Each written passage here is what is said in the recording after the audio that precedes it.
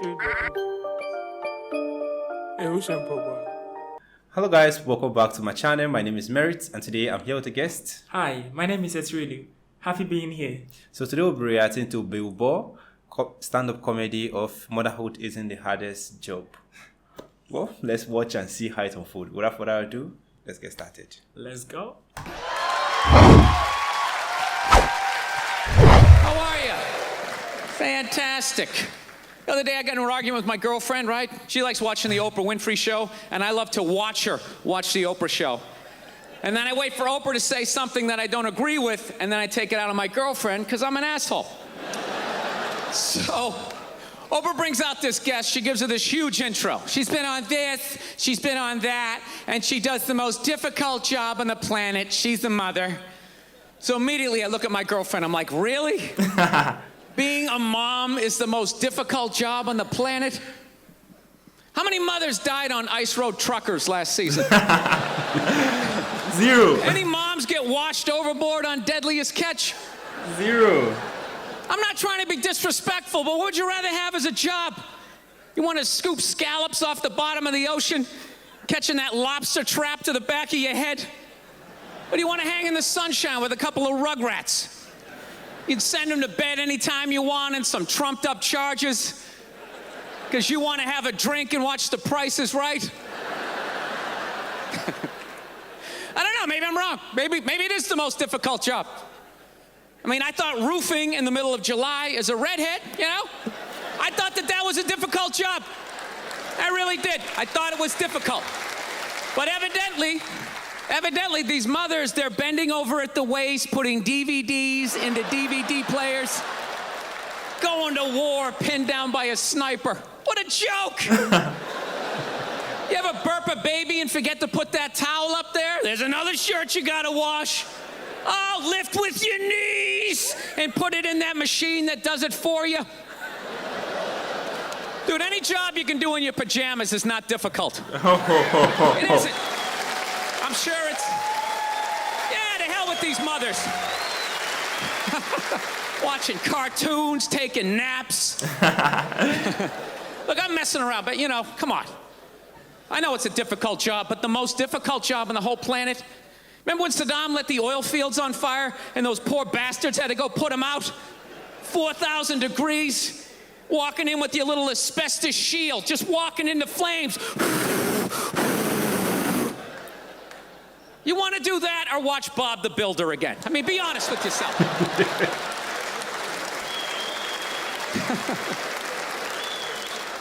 I got a dog recently. I did. I went down to the pound. I got one of those free dogs. Yeah, that's how I say it. I don't say I rescued a dog. I hate when people say that. It's like totally obnoxious. It's complete exaggeration. She's a rescue. Yeah, I rescued her. Really? Did you pull her out of a burning building?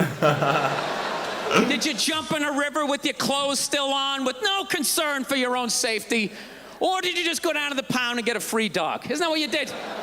Acting like you had to take out a couple of guards, crawl in on your elbows, using hand signals. Show some people. Dude, you ever go down to the pound? They're just giving them away. They don't even do a background check. You want them? Get out of here. Who's next? You want a poodle? Come on, you got a perm. It'll be hilarious. Oh, man. Actually, my girlfriend got the dog when I was on the road. I was on the road, she got the dog. Classic girlfriend move, right? That's just a 10 to 15 year commitment. Why would you include me in that decision? What would I need to know? So we're Skyping. I thought she got one of those little shit dogs, you know? Well, I love how he's, progressing, starting from, motherhood or the kind of job, that mother feels are difficult. Well, I will not agree with him to an extent because I remember when my sister gave birth, it was hell, I could not sleep for 2 hours straight because of how, in short, I could never sleep for up to 1 hour because the baby is always crying. Once you put her down, she will cry. So it's like I was walking throughout the night. So I get that point, But as soon as the baby starts growing, now you have the right to order them. Go and sleep, don't do this, don't do this. At least the workload will reduce, you see. But you can't compare that to men. You see, the length at which men go just to look for money. Like, it's something that every day we have to just be praising ourselves, because it's not easy. It's not easy. Being a man is. Yeah, you're very right. I've also had my share of that. Should I call it a national cake? Yeah, my 2 sisters also gave birth, and honestly speaking, I also got that experience. That is when I even got to realize that, babies get hungry. Is it every 2 hours or so? So regardless of the time, you got to wake up, breastfeed. You got to wake up, bottle feed. And I think the hours start increasing in a gradual process as the baby keeps growing.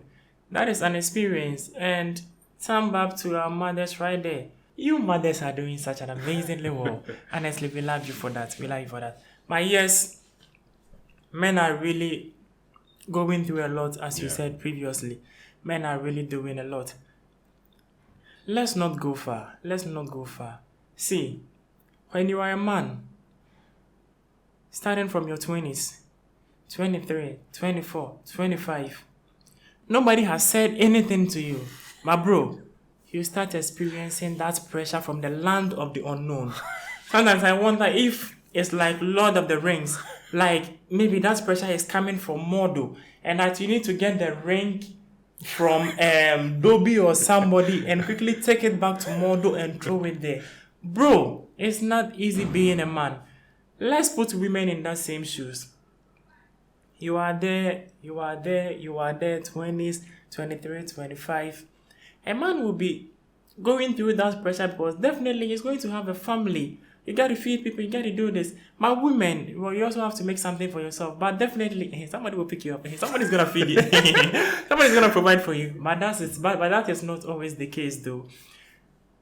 One of my favorite actors and comedian, I don't know if it was Eddie Murphy who said it. He said something that the man is only loved on the condition that he can provide. And that is 100% true. See, society even loves dogs more than men. And that's a fact. So man them, if you're a man and you can't provide, Charlie, society will never write down your story. I'm telling you for a fact. I have friends who lost their girlfriends because they had nothing. Like, this is a real life experience. I have friends, their girlfriends, promised to love them forever. But because they had nothing, they married the next man who had something, was ready, willing, and available to settle down. Wow. So I got this funny feeling that what sort of dating or relationship was that? Were they just hanging around to get somebody who is already worthy or well-to-do? Men really go through a lot. But one funny thing is, regardless, and let's say in our society or in our daily setting, one beautiful thing is that the man will, no matter what, marry the woman he also loves at the end of the day. That's true. And the unfair part is that if the lady is not married at a certain stage, the lady gets ready to settle down with whoever is ready. And that also brings down the notion that as men grow, the value appreciates. And as women grow, the value... I didn't say anything. Yeah. Bro. Let's continue. Like a Yorkshire Terrier or something you could punt across the room if it got out of line, right? Something you could take your day out on. You know what I'm saying? And so we're Skyping. I go, let me see it. So she pans around, and I think I'm going to see, some little Chihuahua, whatever the hell those dogs are. I'm immediately staring at like this hellhound, this just massive dog, and I start freaking out. I'm like, is that a pit bull? Please tell me you didn't get a pit bull. She's like, it's not a pit bull, it's a mix. Mixed with what? Another pit bull? Look at that thing. It's like it's been doing pull-ups its entire life. Its front paws were still taped up and shadow boxing. It's got a teardrop tattoo. It's a pit bull. What more do you need to see? Oh, it gets worse. Her and a friend actually didn't get it down at the pound. They found it by the Los Angeles River. Yeah, this thing was the real deal.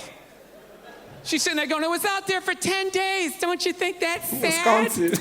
No, it's scary.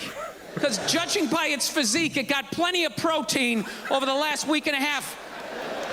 It wasn't eating nuts and berries, all right? It was choking out joggers. It was twisting heads off of rabbits. You brought a murderer into the house.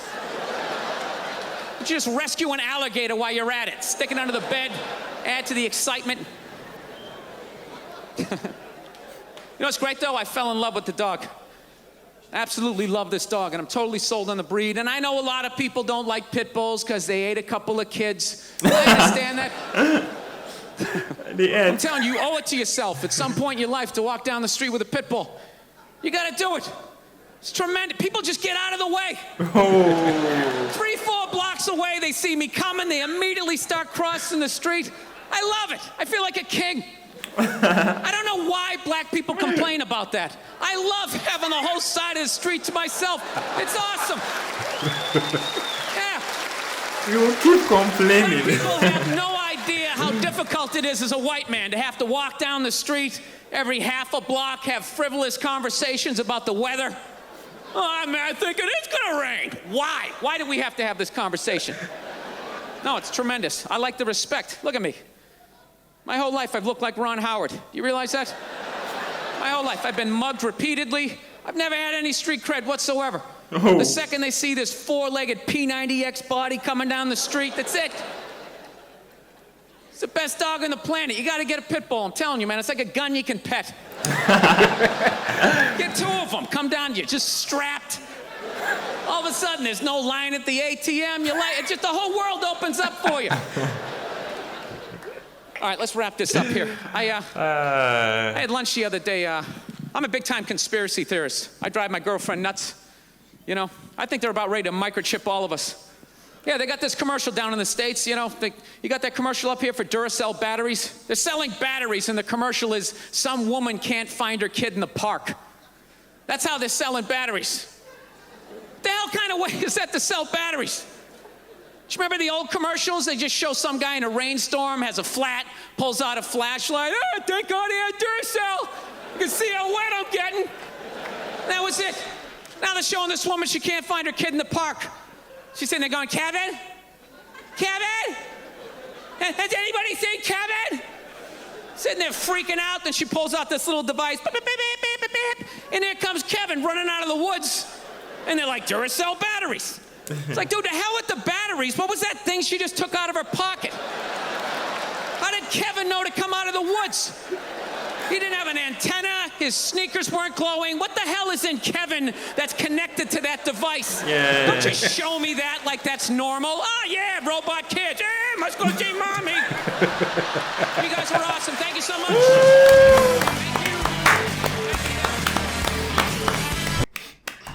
Guys, this is good, but for the advert, it's true. You know, at least if the advert you have a meaning, if you are advertising the product, let's see. I don't understand why the child will come out from the, you know, what is connected to them. What is connected? it's just mind blowing, guys. If I'm being honest, dude is such an amazing comedian. And I really love how he picked it in a systematic process, you understand? And in the course of his delivery, he kept rising.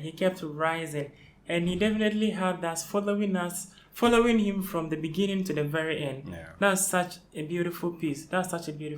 Even though I didn't, even though I saw a couple of dry jokes, I'm being very picky with my words a little. Though I didn't find certain things he said funny, but trust me, about more than 70% of his performance kept, cracking me up. And that's something very beautiful. Like, he's such an amazing comedian. And another beautiful thing I love about him is the fact that, there are some sensitive matters that normally when you touch on, society tries to attack you in one way or the other. But I love the fact that this gentleman is very smart. He kept, touching it in such a beautiful way. And bro, that's very beautiful. I love this. Well, guys, we are glad that we're able to check out this amazing video. If you want us to check out more of the world, let us know in the comment section. And I'm also excited reacting this video with my amazing guest. Hi, the name is Etrilu, and it's been amazing being here. Thanks for watching, and remember blessed.